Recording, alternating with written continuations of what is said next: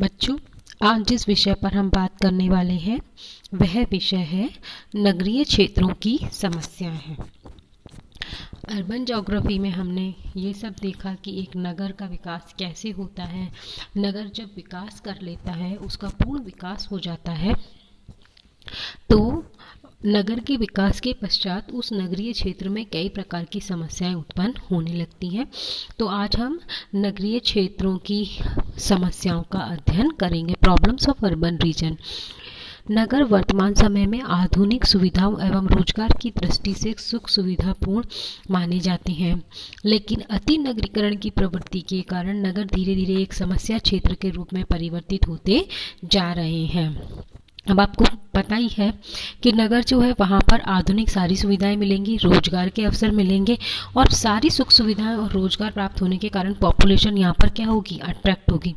लेकिन अगर नगर में अति नगरीकरण की प्रवृत्ति जन्म ले ले तो नगर में क्या होने लगती है, धीरे धीरे समस्याएं उत्पन्न होने लगती हैं।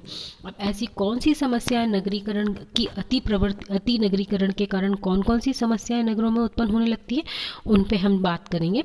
तो उसमें आता है एक स्थान संबंधी समस्याएं। अब स्थान संबंधी समस्याएं क्या है? दिन प्रतिदिन नगरीय जनसंख्या में होने वाली तीव्र वृद्धि के कारण विभिन्न औद्योगिक संस्थानों की स्थापना, दुकानों, आवासीय क्षेत्रों के लिए है स्थान विशेष कम होते जा रहे हैं। नगरों का ग्रामीण क्षेत्रों की ओर तेजी से विस्तार हो रहा है, जिसके कारण कृषि भूमि की कमी होती जा रही है। जहां भूमि उपलब्ध है उसकी कीमत बहुत अधिक पाई जाती है। तो नगरीकरण की जो सबसे अति नगरीकरण की जो सबसे पहली प्रॉब्लम हमारे सामने आई है वो है प्लेस की, स्थान संबंधी समस्या। क्या आपको मालूम है कि अति नगरीकरण होता जा रहा है तो पॉपुलेशन लगातार बढ़ती जा रही है। अब उस नगर में उद्योगों की स्थापना करनी हो, दुकानें लगानी हो, आवास के लिए भी स्थान चाहिए, तो इसके कारण क्या हो रहा है, नगर को स्थान चाहिए और फिर मतलब औद्योगिक संस्थानों के लिए, दुकानों के लिए और रहने के लिए नगर को जब स्थान चाहिए तो नगर बाहर की ओर क्या हो रहे हैं, अपना प्रसार कर रहे हैं, अपने पैर फैला रहे हैं। तो नगरों का ग्रामीण क्षेत्रों की ओर तेजी से क्या हो रहा है, विस्तार हो रहा है। अब नगर गाँव की ओर फैल रहे हैं तो निश्चित सी बात है कि ये ग्रामीण भूमि का अतिक्रमण कर रहे हैं। अब ये ग्रामीण भूमि का अतिक्रमण करेंगे या हड़पेंगे नगर ग्रामीण भूमि को, तो गांव में क्या है, कृषि की जाती है। तो इसका मतलब ये है कि कहीं ना कहीं कृषि भूमि में कमी होती जा रही है और जो भूमि उपलब्ध भी है उस भूमि की कीमत क्या होती चली जा रही है, बढ़ती चली जा रही है। मतलब हम जैसे जैसे नगर से बाहर की ओर जाएंगे तो आज नगर के बाहर की ओर डेवलपमेंट बहुत ज़्यादा हो रहा है, इसी के कारण उन क्षेत्रों में भूमि की कीमत अधिक पाई जा रही है। नेक्स्ट समस्या आती है आवासीय समस्या। नगरीय क्षेत्रों की सुविधाओं के कारण ग्रामीण क्षेत्र के लोग नगरीय क्षेत्रों में आकर बसने लगते हैं। अब आपको मैंने पहले भी बताया कि वर्तमान जो नगर है उन नगरों में सारी आधुनिक सुविधाएं मिलती हैं और उन्हीं सुविधाओं के कारण क्या हो रहा है, गांव से लोग शहरों की ओर अट्रैक्ट हो रहे हैं, आकर्षित हो रहे हैं और यहाँ आकर बस रहे हैं। इसके कारण नगरों में क्या हो रही है, तीव्र गति से जनसंख्या वृद्धि हो रही है, मजदूर भी यहीं आकर रह रहे हैं। अब मजदूर नगरों के आवासीय स्थलों में क्या होती जा रही है, मजदूर और जनसंख्या के लगातार यहाँ आकर बसते जाने के कारण शहर में आवास के स्थलों की कमी होती जा रही है, आवासीय स्थलों की कमी होती जा रही है। यही कारण है कि नगरों में स्लम्स यानी गंदी बस्तियों का तीव्र गति से विस्तार और विकास हो रहा है। तो दूसरी प्रॉब्लम क्या समझ में आई हमें, आवासीय समस्या की, लगातार क्या होता जा रहा है, नगर में सारी सुविधाएं डेवलप होती जा रही हैं, जिसके कारण ग्रामीण क्षेत्रों से लोग यहाँ रहने के लिए आ रहे हैं, यहाँ तक कि मजदूर भी शहरों में रहने के लिए आ रहे हैं, जिसके परिणाम स्वरूप शहरों में रहने की समस्या उत्पन्न हो रही है, आवास की समस्या उत्पन्न हो रही है और मजदूरों के भी आगमन के कारण नगरों में क्या हो रहा है, स्लम्स या गंदी बस्तियां डेवलप होती जा रही हैं।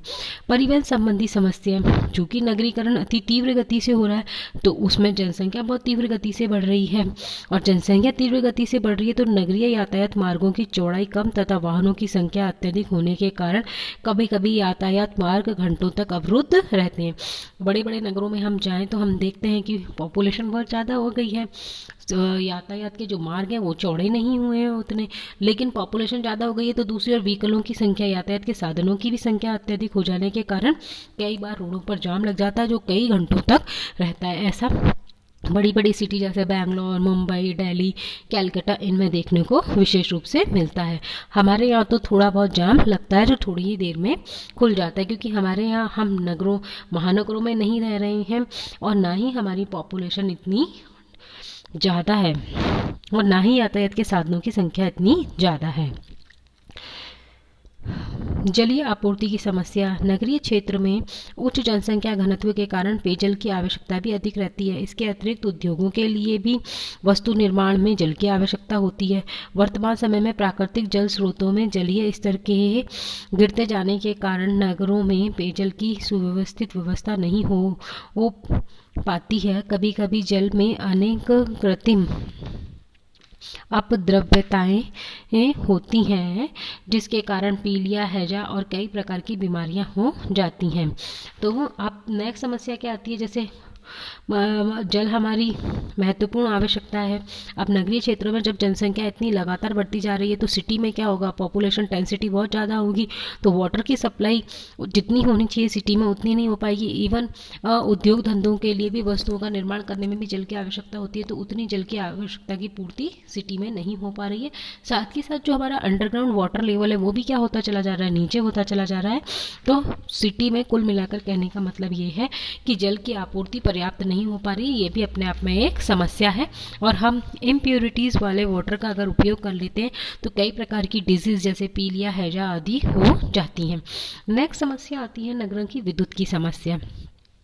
नगरों के विकास एवं समृद्धि का आधार विद्युत को ही माना जाता है, अतः विद्युत आपूर्ति ही वर्तमान नगरीय क्षेत्रों के विकास का आधारभूत कारक होती है। लेकिन नगरीय जनसंख्या की तेजी से बढ़ते जाने के कारण वर्तमान समय में विभिन्न घरेलू कार्यों और औद्योगिक व्यापारिक संस्थानों में विद्युत की मांग उनके उत्पादन से अधिक तेजी से बढ़ रही है, अतः नगरों में आए दिन विद्युत संबंधी समस्याएं आती रहती हैं। अब ये क्या कह रहे हैं कि अगर हम नगर की समृद्धि और विकास को देखना चाहते हैं तो हम किसको आधार मान सकते हैं, विद्युत को आधार मान सकते हैं, क्योंकि नगरीय जो क्षेत्र है वहाँ पर जितना भी औद्योगिकरण हो रहा है तो उद्योगों के लिए भी विद्युत चाहिए, है ना, औद्योगिक गतिविधियों के लिए भी विद्युत चाहिए, घरेलू कार्यों के लिए भी विद्युत की आवश्यकता होती है, व्यापारिक संस्थानों में विद्युत की मांग होती है। तो सभी जगह विद्युत की मांग क्या हो रही है, तेजी से बढ़ती जा रही है और उत्पादन उतना हो नहीं रहा है। तो इसके कारण क्या होता है, नगरों में आए दिन विद्युत संबंधी समस्या उत्पन्न होती है। मतलब बार बार क्या होता है, पावर ऑफ हो जाता है, पावर कट कर दिया जाता है, कई कई घंटों के लिए बिजली की कटौती की जाती है। अब कई घंटों तक बिजली की कटौती की जाने से औद्योगिक संस्थानों को क्या करना पड़ता है, नुकसान उठाना पड़ता है। इवन घरेलू कार्यों में भी और व्यापारिक संस्थानों में भी क्या होता है, व्यवधान तो उत्पन्न होता ही है। तो ये भी अपने आप में एक समस्या है। स्वास्थ्य एवं चिकित्सा संबंधी समस्याएं। यद्यपि नगरों में गांव के विपरीत चिकित्सा संबंधी सुविधाएं तो अधिक पाई जाती हैं, लेकिन जनसंख्या अधिक होने के कारण विकासशील देशों में वर्तमान समय में जनसंख्या के अनुपात में नगरीय क्षेत्रों में चिकित्सा सुविधाएं बहुत कम पाई जाती हैं। ये तो ठीक है कि गांव की अपेक्षा नगरों में चिकित्सा फैसिलिटीज़ बहुत अच्छी हैं, परंतु नगरों में जिस अनुपात में जनसंख्या है उस अनुपात को ध्यान में रखते हुए अगर हम नगर की चिकित्सा व्यवस्था को देखें तो विकासशील देशों में ये बहुत कम पाई जाती है। मतलब विकासशील देशों में हम देखेंगे कि यहाँ पर जो नगर हैं, महानगर हैं या जहाँ नगरीकरण अति नगरीकरण पाया गया है, वहाँ पर उस पॉपुलेशन के अनुपात में चिकित्सा की सुविधाएं उपलब्ध नहीं हैं। इसके अतिरिक्त नगरों में उच्च जनसंख्या घनत्व तथा भूमि की कमी के कारण मलिन एवं गंदी बस्तियों का विकास, जल वायु प्रदूषण उच्च स्तर का होता है, पेयजल संबंधी समस्या हो जाती है, निर्धनता, बेरोजगारी, आर्थिक और सामाजिक कमियों के कारण गांवों की अपेक्षा नगरों में विभिन्न बीमारियों का स्तर भी उच्च पाया जाता है। एक तो ये हो गया कि चिकित्सा संबंधी सुविधाएं पॉपुलेशन के अनुपात में सिटी में कम ही पाई जाती हैं। दूसरा होता है कि जनसंख्या का घनत्व अधिक होने के कारण यहाँ पर स्लम्स पाए जाते हैं, जल और वायु का प्रदूषण भी ऊंचा रहता है, पेयजल संबंधी समस्या बनी रहती है। तो कई ऐसी समस्या होती है जिससे कि और क्या होता है, नगरों में तो बीमारियों का स्तर उच्च ही पाया जाता है गांवों की बजाय। शिक्षा एवं मनोरंजन संबंधी समस्याएं। नगरीय क्षेत्रों में तीव्र जनसंख्या वृद्धि के कारण उच्च जनसंख्या घनत्व पाया जाता है, जिसके कारण शैक्षणिक संस्थानों जैसे विद्यालय, महाविद्यालय, विश्वविद्यालय, प्रशिक्षण संस्थाओं आदि की आवश्यकता अधिक होती है। इसके अतिरिक्त शैक्षणिक कार्यों के लिए ग्रामीण क्षेत्रों के छात्र के आने के कारण शैक्षणिक एवं मनोरंजन संबंधी सुविधाओं की अधिक आवश्यकता होती है। इनका विकास धन की कमी तथा अन्य समस्याओं के कारण जनसंख्या के अनुपात में नहीं हो पाता है।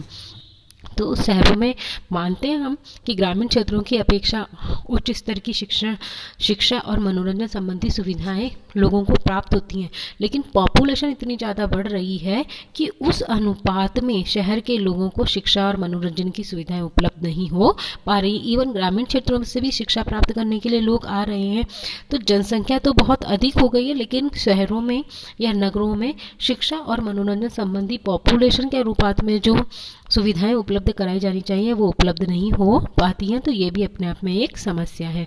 ग्रामीण क्षेत्र में प्राप्त अपशिष्ट पदार्थों की समस्या, नगरीय क्षेत्र से प्राप्त अपशिष्ट पदार्थों की समस्या।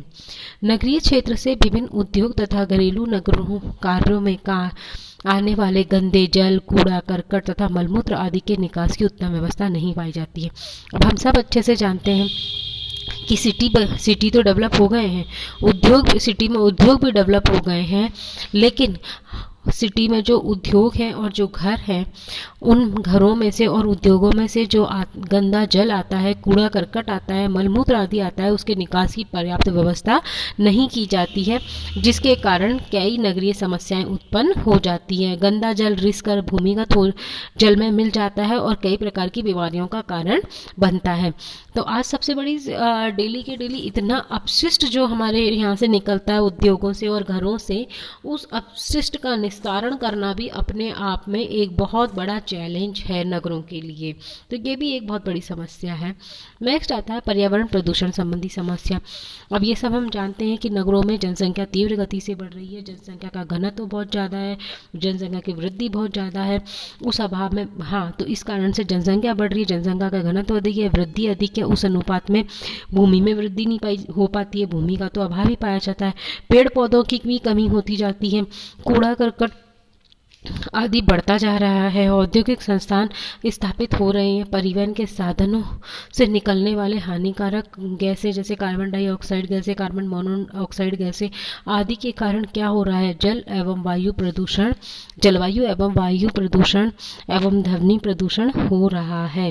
तो सिटी में क्या हो रहा है कि एक ओर तो उद्योग धंधों का विस्तार होता जा रहा है, दूसरी ओर पॉपुलेशन बढ़ रही है, जनसंख्या का घनत्व बढ़ता जा रहा है, भूमि का अभाव पाया जा रहा है, पेड़ पौधों की बहुत ज़्यादा कमी होती जा रही है। तो इन सभी कारणों से क्या होता जा रहा है, और यातायात के साधनों में लगातार वृद्धि होती जा रही है। तो इन सभी कारणों से क्या हो रहा है, वातावरण में कार्बन डाइऑक्साइड और CO2 कार्बन डाइऑक्साइड और कार्बन मोनोऑक्साइड जैसी गैसों की प्रधानता बढ़ती जा रही है, जिसके कारण जलवायु और ध्वनि प्रदूषण का स्तर ऊंचा होता जा रहा है।